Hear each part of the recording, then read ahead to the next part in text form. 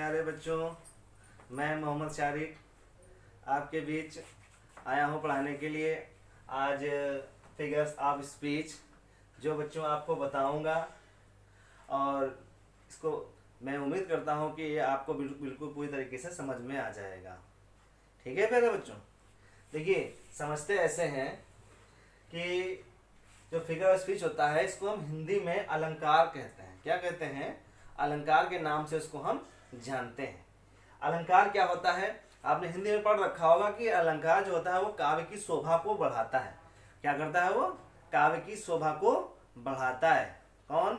ये figure of speech जो होता है वो काव्य की शोभा को बढ़ाता है। इसीलिए बेटा यहाँ पे ध्यान दीजिएगा कि जो अलंकार है, अलंकार जो काव्य में जैसे हमको रुचि दे देता है, कि हमको अच्छा लगने लगता है, ऐसी सुंदरता ला देता है, इतना मजा दे देता है, ताकि हम उसको जो पोएट्री हम पढ़ रहे हैं या जो हम काव्य पढ़ रहे हैं, कम से कम उसमें हमें मजा आने लगे, इंटरेस्ट बढ़ने लगे। तो जब इंटरेस्ट बढ़ने की बात आएगी तो वो अलंकार होता है, और वही हमको उसमें शोभा बढ़ा देता है। तो अब इसके जिस तरीके से आपने हिंदी में इसके प्रकार आपने समझे हैं, वैसे ही इसमें भी इसके कुछ जो है प्रकार हैं। पहला जो हम प्रकार जो आपको दिखाते हैं, देखिए हम अपनी भाषा में आपको एक चीज बताना चाहते हैं, जो इसको हम कहते हैं शैम्पू। अब आप सोच रहे होंगे शैम्पू आखिर क्या है? शैम्पू होता है वो सर में लगाने वाला शैम्पू नहीं, ये शैम्पू अलग है। देखिए अभी मैंने बताया था kinds of figure of speech, figure of speech ये आप पढ़ लेंगे, यानी अलंकार के प्रकार जो आप कक्षा 11 और कक्षा 12 में जितना सिलेबस में दिया हुआ है उतना ही मैं पढ़ाऊंगा, उससे ज़्यादा नहीं पढ़ाऊंगा। है तो बहुत सारा टाइप, लेकिन जितना यहाँ आपके काम की चीज़ है मैं उतनी चीज़ों को ही बताने वाला हूँ। देखिए एस से मतलब होता है सिमिली होता है। क्या होता है? सिमिली।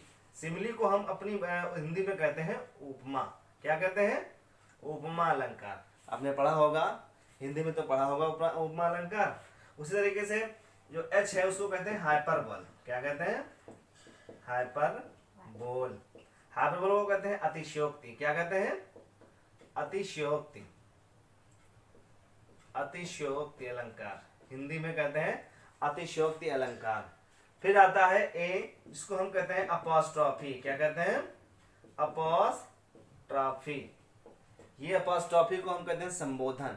हिंदी में क्या कहते हैं? हम संबोधन कहते हैं। ठीक है प्यारे बच्चों। और एम से होता है मेटाफर। एम से क्या होता है? मेटाफर होता है। मेटाफर जो होता है इसको हम कहते हैं रूपक। इसको आप कहते हैं रूपक अलंकार, वही रूपक। हाँ। और आता है पी से पर्सानिफिकेशन को कहते हैं। इसको क्या कहते हैं? हम पर्सानिफिकेशन।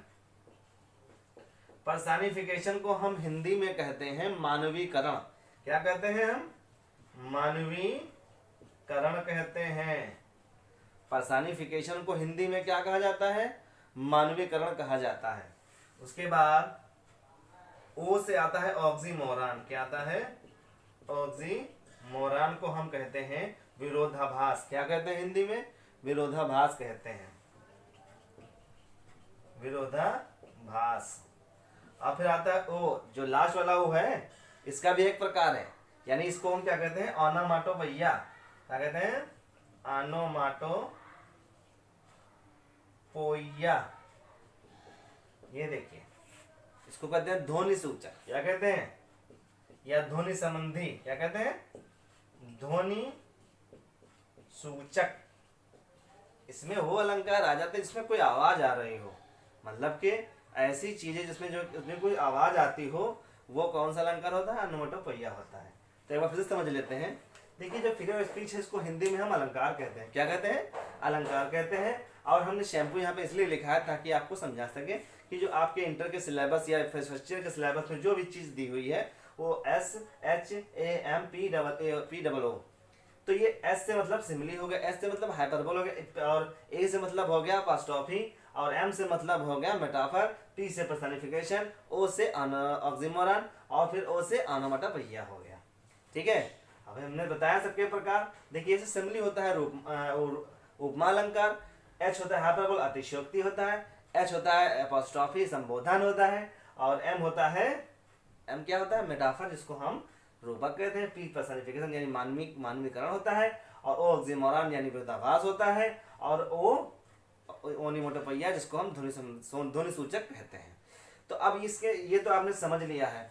अब इसके बाद हम जो चीजें रह गई हैं, अब यानी हम इनको जितने चीजें हमने अलग अलग को बताया है, अब इन सबका वर्णन हम जो है बाकी की वीडियो में यानी आने वाली वीडियो में करेंगे, क्योंकि अगर हम ज़्यादा बना देंगे इसमें तो वीडियो लंबी हो जाएगी और फिर आपको देखने में मज़ा नहीं आएगा।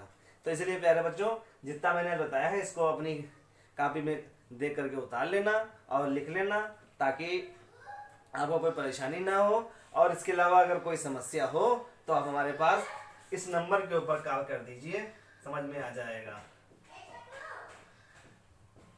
हम इसके नोट्स अवेलेबल करा देंगे। ये नंबर जो दिया हुआ है 9044693962, आप इस पे कॉल करेंगे, हमारा व्हाट्सएप नंबर यही है। मैं इसके नोट्स आपके पास सेंड कर दूंगा।